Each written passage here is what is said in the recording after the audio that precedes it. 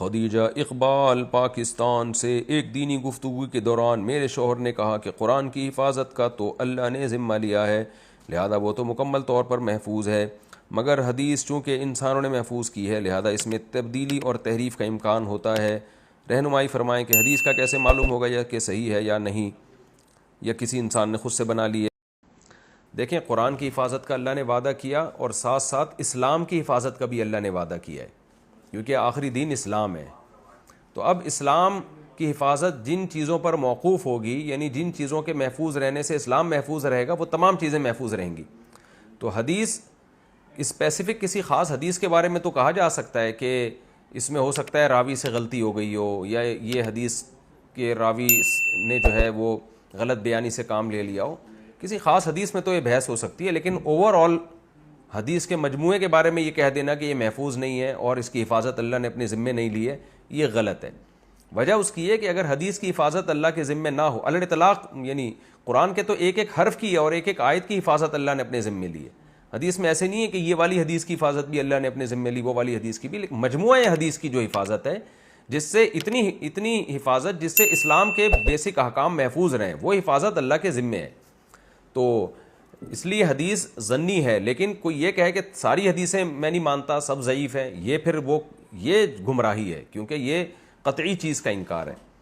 تو اسپیسیفک کسی حدیث کے بارے میں اگر کوئی محدث کہہ دے کہ میری نظر میں یہ صحیح نہیں ہے،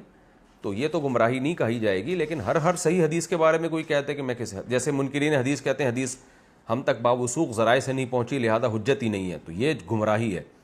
ہم تک باوثوق ذرائع سے پہنچی ہے، ثقہ لوگوں نے منتقل کی ہے، اسماء الرجال کی پوری بحث محدثین نے مرتب کی ہے۔ یہ بات درست ہے کہ حدیث میں غلط بیانی کا امکان ہے،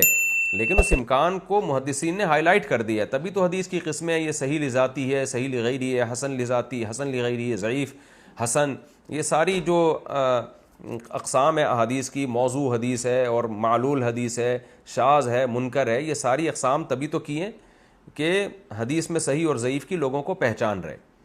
تو اس لیے یہ علی الاطلاق حدیث کے بارے میں کہنا کہ اس کی حفاظت اللہ نے اپنے ذمے نہیں لی ہے، یہ غلط ہے۔ ہاں، یہ ضرور ہے کہ قرآن کا ایک ایک لفظ منصوص ہے اللہ کی طرف سے،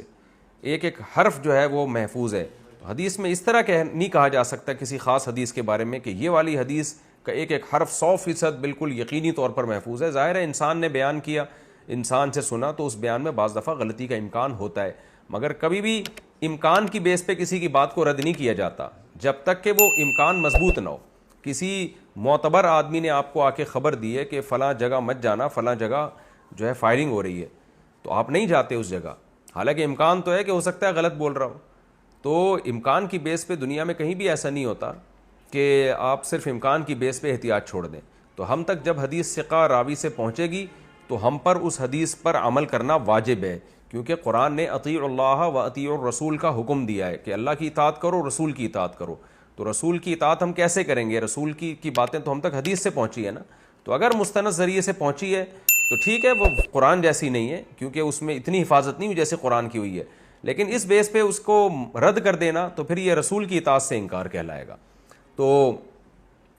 کیونکہ اگرچہ قرآن جیسی حفاظت نہیں ہے، لیکن بہرحال یقینی تو ہے نا، اس جیسی یقینی نہ ہو، لیکن اس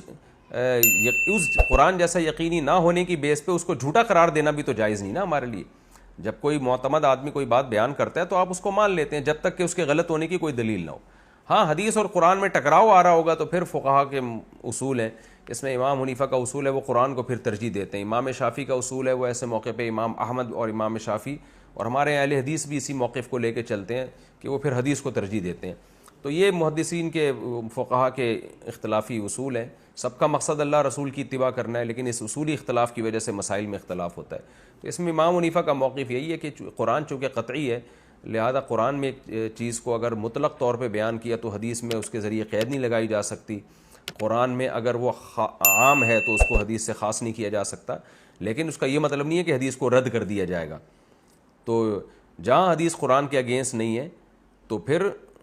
تو وہ بھی اسی طرح حجت ہے، یعنی اس پہ عمل کیا جائے گا، اور کہیں قرآن کے خلاف ہے تو اس میں پھر رد نہیں کرتے، پھر اس میں تعویل کی جاتی ہے، اس کا ایسا مفہوم بیان کیا جاتا ہے کہ وہ قرآن کے موافق ہو جائے۔